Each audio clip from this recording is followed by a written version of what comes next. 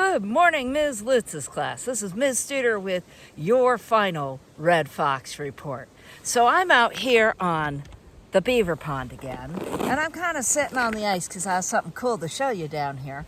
But I wanted to make sure that I said a real goodbye to you guys and let you know that I'm probably going to come over and visit you at some point and talk to you about what I do out here, maybe bring some of my artifacts with me, things I've picked up out here.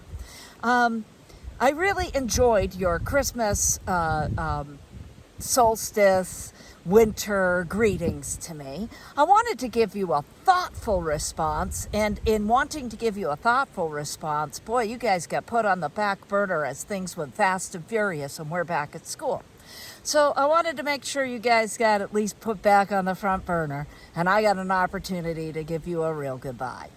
So first of all, many of you asked me, when did I become a naturalist? Like, I don't know, when I was a kid. I didn't read very well, I didn't write very well, and I wasn't very good at math. But I was really good at being outside, and I was really good at being in the forest, and I was really good at looking at animals and catching things and noticing things about what was going on around me. So my mother really worked with me hard to help me become a better reader and writer through my love of nature, without me ever really knowing it. It's not like I went to summer school every year, but I didn't go to summer school. My mom taught me, and she would say things like, wow, I wonder how many different turtles live here. Well, I'd get out the guidebook and I'd start looking at turtles and looking at range maps and going out and catching turtles and bringing them home. And Mom and I would identify them, and then I'd draw them in a little book and I'd write some stuff about them.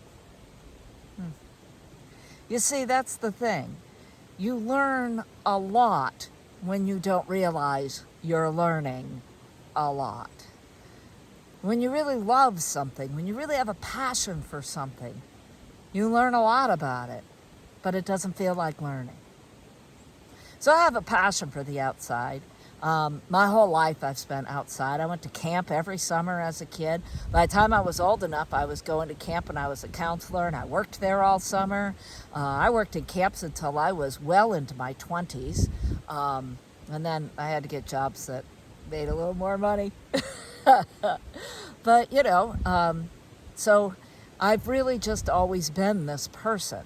But, I also have taught lots of adults who've never spent any time outside to learn how to be human beings again. And they're amazed. They're amazed at what the outside is like. They're like, how did I not know this? And I said, because nobody ever showed you. So you see, someone showed me. I had a mentor, and that mentor was my mother. And there are mentors all over the place. You just have to find them. And you have to find mentors in the thing that you love.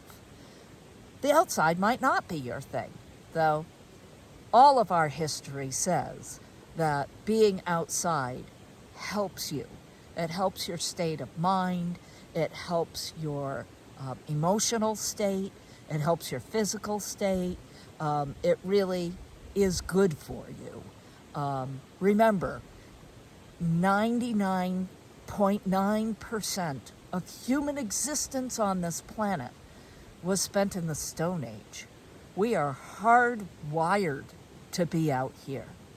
All of our instincts are still about out here. Something to think about. So I did say I had something cool to show you today. I'm out here on this beaver pond. You gotta love beaver ponds. They give you so much. So look down here.